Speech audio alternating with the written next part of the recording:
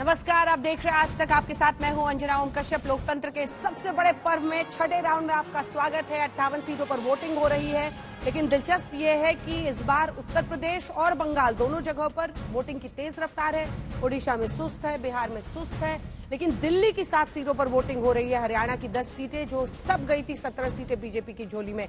40 सीटें इन 58 सीटों में सिर्फ बीजेपी ने जीती थी और एनडीए ने 45, जबकि अन्य सीट को गई थी बाकी की सीटें।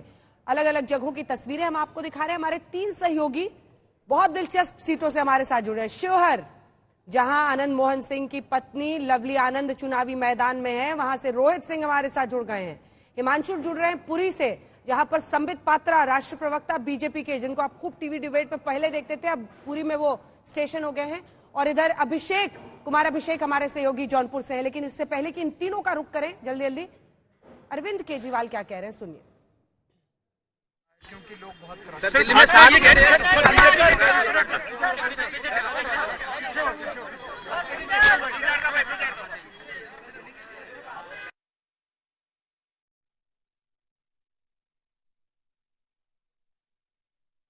संजय शर्मा हमारे सहयोगी भी गुरुग्राम से हमारे साथ जुड़ रहे हैं। सबसे पहले रोहित, आपके पास आते हुए, सीट थी ये बीजेपी की, दे दिया गई जेडीयू को, फिर वो ले आते हैं एक पूरे परिवार को, बेटा विधायक आरजेडी का, वो भी आ जाते हैं बीजेपी में, और लवली आनंद जेडीयू की उम्मीदवार शिवहर से बन जाती हैं। रोहित, आवाज पहुंच रही है? शायद उनसे संपर्क कट गया। जल्दी से हिमांशु के पास चलते हैं। हिमांशु, पूरी दिलचस्प सीट, और खास तौर पर संबित पात्रा का बीते दिनों का बयान जो था वो काफी बड़े विवाद का, हालांकि उन्होंने खुद ही कहा उस पर कि वो मौन रखेंगे, व्रत रखेंगे, लेकिन पूरी की जनता में क्या मुद्दे हावी रहे और क्या ये वहां बड़ा मुद्दा वाकई बन पाया है? देखिए, मुझे लगता है कि बहुत बड़ा मुद्दा तो नहीं बन पाया, लेकिन उसका कारण ये भी है कि उसको समय रहते जो है रफू करने की कोशिश जो है वो संबित पात्रा ने की, और उन्होंने कहा कि उनसे गलती से निकल गया है और इस गलती के लिए वो 3 दिन का जो है वो व्रत रखेंगे। और उन्होंने भगवान जगन्नाथ से माफी भी मांगी और कहा कि उनसे गलती से निकला है, ये स्लिप ऑफ टंग है, इसको कोई दूसरे रूप में ना देखे। भगवान जगन्नाथ का जो स्थान है वो वहीं है, उसको कोई नहीं बदल सकता है। दूसरी तरफ अगर कहें तो जो प्रमुख मुद्दे हैं वो है डेवलपमेंट के, बेरोजगारी के और रोजगार के। तो कहीं ना कहीं इन सब चीजों को लेकर जो है वो एक नया नैरेटिव सेट हुआ है, और संबित पात्रा भी ये चाहते हैं कि इन्हीं मुद्दों पर जो है उड़ीसा सरकार को घेरा जाए, नवीन पटनायक को घेरा जाए। पिनाकी मिश्रा जो पिछली बार उनके खिलाफ मैदान में थे और लगभग 11,500 वोटों से उन्होंने अपनी सीट को जीता था, पिनाकी मिश्रा ने तीसरी बार, इस बार वो मैदान में नहीं है। संबित पात्रा चुनावी मैदान में है और उनके खिलाफ हैं आईपीएस ऑफिसर जो बॉम्बे में मुंबई पुलिस कमिश्नर रहे हैं, वो हैं। ऐसे में संबित पात्रा की ये कोशिश रहेगी कि प्रधानमंत्री नरेंद्र मोदी का जो रोड शो हुआ जगन्नाथ मंदिर से लेकर पुरी के अंदर 3.5 किलोमीटर का रोड शो था, उसका फायदा उन्हें मिले। लेकिन दूसरी तरफ बीजेडी की एक बड़ी कोशिश है, जो महिला हेल्प ग्रुप्स हैं, उनके सेल्फ हेल्प ग्रुप्स हैं, उनको लेकर बीजेडी बड़ी कॉन्फिडेंट है। उनका कहना है कि महिलाओं को अगर सही सम्मान मिलता है तो वो उड़ीसा में मिला है, सबसे ज्यादा रोजगार उनको दिया जाता है।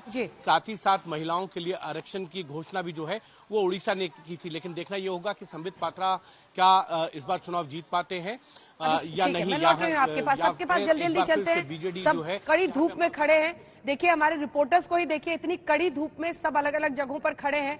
कम से कम वोट डालने के लिए जरूर जाइए, जरूर पहुंचिए। अरे आपको चुनना है भाई कि आपकी सरकार कौन सी होगी अगले 5 सालों के लिए। आपके लिए सरकार चुनने का वक्त है, आपकी यही आवाज है। बाकी टाइम तो तमाम बातें होती रहती हैं। अभिषेक, जौनपुर की एक बार स्थिति दिखाइए, और क्या वोटर्स में उत्साह दिख रहा है? यूपी से खबर आ रही थी कि कुछ जगहों पर काफी मतदान हो रहा है, वहां का क्या नजारा है? बिल्कुल, मैं आपको दिखाता हूं अंजना। वैसे तो हम इस वक्त धनंजय सिंह का जो गांव है उसके पास का जो बूथ है वहां है। कुछ देर पहले तक काफी हलचल और काफी भीड़ दिखाई दे रही थी, लेकिन जैसे जैसे धूप बढ़ता जा रहा है वैसे वैसे अब आपको मतदान जो मतदान स्थल हैं वो खाली होते दिख रहे हैं। लेकिन मैं एक बात बताऊं कि ये जगह जहां जैसे ही धनंजय सिंह बीजेपी की तरफ आए हैं उसके बाद से ये मुकाबला बिल्कुल कांटे का हो गया है, बराबर बराबर का हो गया है। इसके पहले स्ट्रगल करते हुए दिखाई दे रहे थे कृपा शंकर सिंह, जो कि बीजेपी से उम्मीदवार बनाए गए हैं। चूंकि प्रधानमंत्री मोदी के बगल की सीट है जौनपुर, और जौनपुर में इस बार त्रिकोणीय चुनाव होने से बच गया है, ऐसे में आमने सामने की लड़ाई है। लेकिन अंजना, जब हम बूथों पर घूम रहे हैं और लोगों से बातें कर रहे हैं, तो जिस तरीके से हम लोग चर्चा करते हैं कि प्रधानमंत्री का एक साइलेंट वोट है और वो चुपचाप वोट करता है, वैसे ही एक यूथ अनरेस्ट भी बहुत साइलेंटली दिखाई भी दे रहा है। और ये मान लीजिए कि ये वो जगह है जिसमें पिछली बार तो बसपा और सपा जीती थी, लेकिन इस बार ये किस करवट बैठेगा कहना मुश्किल है। बीजेपी के लिए मुश्किल भरी सीट अभी भी बनी हुई है। मैं इसलिए इस बात को कह रहा हूं क्योंकि बेशक धनंजय सिंह आ गए, उनके समर्थक आ गए, उनके लोग आ गए, लेकिन एक अनरेस्ट जरूर दिखाई दे रहा है। यहाँ के ओबीसी में भी दिख रहा है, यहाँ की यूथ में भी दिख रहा है। ऐसे में किस तरफ ये पाला जाएगा, किस तरफ ये ऊंट करवट बैठेगा, ये तो कहना मुश्किल है, लेकिन बेहद ही दिलचस्प है। कृपा शंकर सिंह, दूसरी तरफ बाबू सिंह कुशवाहा, और तीसरी तरफ है श्याम सिंह यादव। तो थोड़ा आप इसको कहते हैं अगड़ा पिछड़ा भी यहां दिखता है, और यूथ अनरेस्ट तो मुझे साफ साफ दिखाई दे रहा है। अंजना, और बात पूर्वांचल की जब हो रही है तो बहुत सारी ऐसी सीटें हैं जहां पर चाहे आप ये तमाम सीटें जो बनारस के इर्द गिर्द हैं, जौनपुर, इन तमाम सीटों पर बीजेपी की परफॉर्मेंस तय करेगी काफी हद तक कि यूपी की ओवरऑल परफॉर्मेंस उनकी कैसी रहती है। धनंजय सिंह से आप ही ने बातचीत की है, अभिषेक वो सुना देते, फिर सीधे चलेंगे संजय के पास। वोटिंग चल रही है और इस वक्त हमारे साथ धनंजय सिंह हैं। इन्होंने अपना वोट भी डाल दिया है, बूथ के बाहर मौजूद है। धनंजय जी, स्वागत है। सबसे पहले तो ये बताइए कि कैसा है चुनाव? चुनाव बहुत अच्छा है और टर्नआउट भी अभी तो ठीक है, लेकिन गर्मी बहुत है, अभी अचानक गर्मी बहुत बढ़ गई है। और मैं उम्मीद करता हूं कि टर्नआउट अच्छा रहे, 60% के ऊपर मतदान पड़े। तो अभी लोगों को मोटिवेट किया जा रहा है, सब गांव-गांव लोगों को कहा जा रहा है सब लोग निकल के जाएं। उम्मीद करता हूँ अच्छा टर्नआउट हो। भाजपा को वोट किया होगा आपने, और क्या देख रहे हैं इस वक्त? एकदम भारतीय जनता पार्टी को वोट किया है, और मैं देख रहा हूँ भारतीय जनता पार्टी, हमें लगता है कंफर्टेबल मार्जिन से चुनाव जौनपुर संसदीय सीट जीतेगी। लेकिन क्या समीकरण है? कहा जा रहा था जब आप थे चुनाव मैदान में, आपकी पत्नी थी चुनाव मैदान में, तो पूरा समीकरण गड़बड़ाया हुआ था। अभी ऐसा क्या हुआ कि समीकरण बदल रहा है आपकी नजरों में? समीकरण नहीं गड़बड़ाया, उसकी बात नहीं। हम चुनाव लड़ रहे थे, हम चुनाव जीतने की स्थिति में थे यहाँ पर, और मेरी पत्नी चुनाव टिकट उनका कट गया, तो लास्ट डे कटा तो हम लोग चुनाव में नहीं जा सके। और ऐसी स्थिति में हम लोगों ने चुना कि भारतीय जनता पार्टी की मदद किया। जब भी हम चुनाव नहीं लड़े हैं तो हमने भाजपा की मदद की है, ये सामान्य है जौनपुर में हमने हमेशा। संजय, जल्दी से वहां पर दिखाइए क्या चल रहा है। यहाँ पर तो हम ये बताएंगे कि बहुत दिलचस्प मुकाबला है। दोनों बड़े उम्मीदवार जिनके बीच कांटे की टक्कर है, वो दोनों ही यहाँ के वोटर नहीं हैं।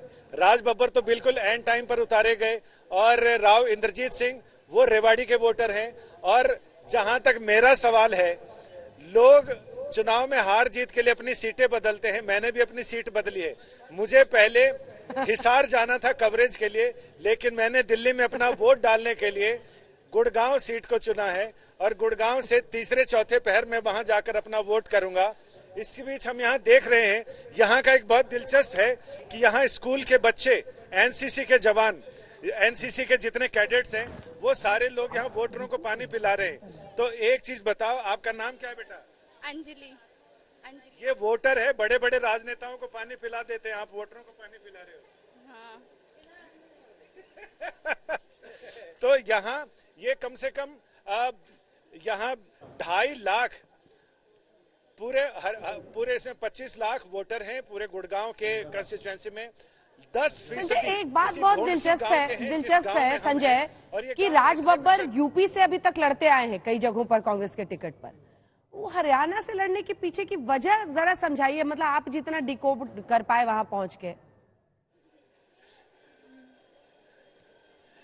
यहाँ पहुंच के यहाँ, जबकि आश्चर्य की बात है कि यहाँ इतनी मुश्किल दौर में भी, और कैप्टन अजय यादव कई बार जीत चुके हैं और कई बार अपनी सीट निकाली है, लेकिन ये समझ में नहीं आया। ये मुझे लग रहा कि पार्टी के आपसी गुटबंदी की वजह है कि लोग यहाँ के स्थानीय लोगों पे एक दूसरे की काट कर रहे थे, लिहाजा पार्टी आला कमान ने ऐसे आदमी को, ऐसे उम्मीदवार को यहाँ लाकर खड़ा किया जिस पर कोई विवाद नहीं है। लेकिन विवाद नहीं है, दूसरी बड़ी बात कि विवाद तो नहीं है, लेकिन संवाद स्थापित करने में भी तो समय लगता है। वो संवाद स्थापित करने का समय कितना मिल पाया है ये तो वोटर 4 तारीख को बताएंगे। आज वो बता रहे हैं, 4 तारीख को हमें सुनाई पड़ेगा कि वो विवाद का संवाद क्या निकला। हमारे साथ अमित भारद्वाज हैं, इनसे मैं इसलिए बात कर रहा हूं कि ये पिछले महीने तक कांग्रेस में थे, अब ये बीजेपी में हैं, तो आप बताइए कि ये क्या संवाद और विवाद क्या है। देखिए, सबसे पहले तो मैं सबसे अपील करूंगा कि ये जो आज पर्व है हमारा लोकतंत्र का, देश का राष्ट्र निर्माण के लिए जो पर्व है, उसमें सभी सम्मिलित हों, अपने सभी परिवारजनों से और आस पड़ोस के साथियों से। यहाँ हमने देखा कि सुबह से मतदाता काफी उत्साह में। जी, सबसे बहुत ही, ये हमारा गांव भौंडसी है, ये सोना विधानसभा का सबसे बड़ा गांव है और लगभग गुड़गांव लोकसभा का आप समझ लीजिए कि 10% वोट इसी गांव से है। यहाँ लगभग 28,000 वोट हैं और 25 लाख वोट। जी, 25 लाख पूरे जिले में है, गुरुग्राम लोकसभा में है और यहाँ जो है 28,000 वोट। क्या शाम तक ये इलाका गर्व कर सकेगा कि इसने 100% वोट? बिल्कुल बिल्कुल, मैं दावे के साथ कहता हूं कि इस हमारे गांव से आपको 100% जो है वोट बढ़ेंगे सब लोग। अभी मैं आपको दिखाता हूँ, 90-95 साल की एक महिला, बुजुर्ग महिला है, वो कल उनकी वोट नहीं डल पाई, वो खुद अभी आई हैं और वो खुद अभी, मैं आपको, ये हमने देखा कि इलेक्शन कमीशन के निर्देश के बावजूद यहाँ पर व्हील चेयर बुजुर्गों के लिए दिख नहीं व्हील चेयर पे आई हैं। मैं आपको दिखाता हूँ, एक सेकंड आइए।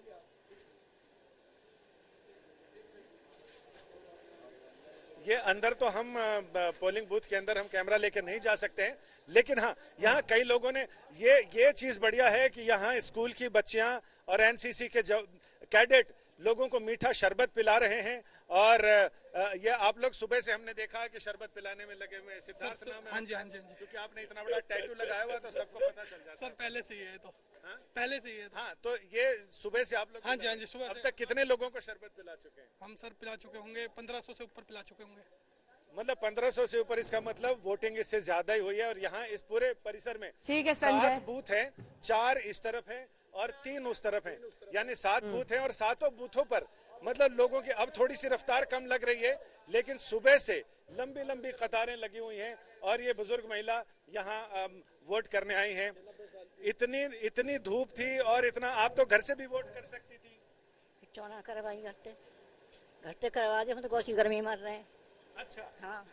ये कह रहे हैं घर से वोट कर सकती थी, लेकिन फिर भी वो बाहर आकर उन्होंने वोट करना मुनासिब समझा है। यही जज्बा है। बहुत सारे लोग ऐसे हैं जिनके लिए यही जज्बा है जो आपने दर्शकों के सामने रखा है। और जितने लोग घर में बैठे हैं इस वक्त, अगर आप ये देख रहे हैं, तो अगर इतनी उम्र में एक महिला वहां पर कड़ी धूप में लगभग दोपहरिया, अब तो खैर 11:40 हो रहा है, लेकिन जा सकती हैं तो आप भी वोट करने जा सकते हैं। पंकज, एक बार जल्दी से सुना देते हैं अरविंद केजरीवाल ने क्या कहा है वोट डालने के बाद, फिर आपके पास आ रही हूँ।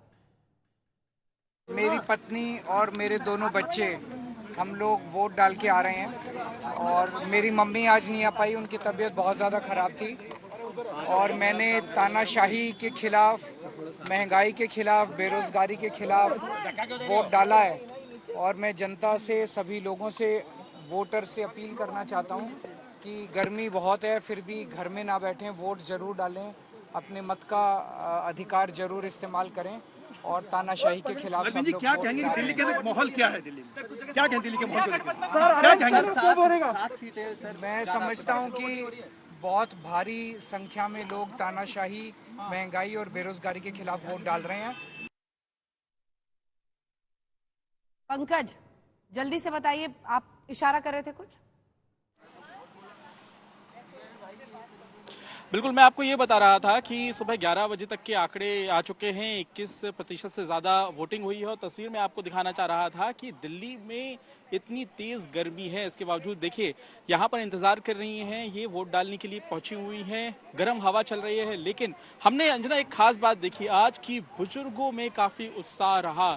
चाहे हम चांदनी चौक पुरानी दिल्ली में सुबह मौजूद रहें या अभी इस वक्त 11 बजे के बाद हमें यहाँ पर सीनियर सिटीजन जो है वो काफ़ी बड़ी संख्या में वोट करते हुए नजर आए। तो जाहिर सी बात है कि पिछली बार 2019 में जो आंकड़ा था 60% से ज्यादा वोटिंग हुई थी पूरी दिल्ली में लोकसभा चुनाव में 7 सीटों पे। देखना होगा कि इस बार क्या दिल्ली उस आंकड़े को पार कर पाती है, छू पाती है या उससे नीचे रहती है। लेकिन लगातार लोगों की यही कोशिश है कि वो घर से बाहर निकल रहे हैं और वोट डाल रहे हैं।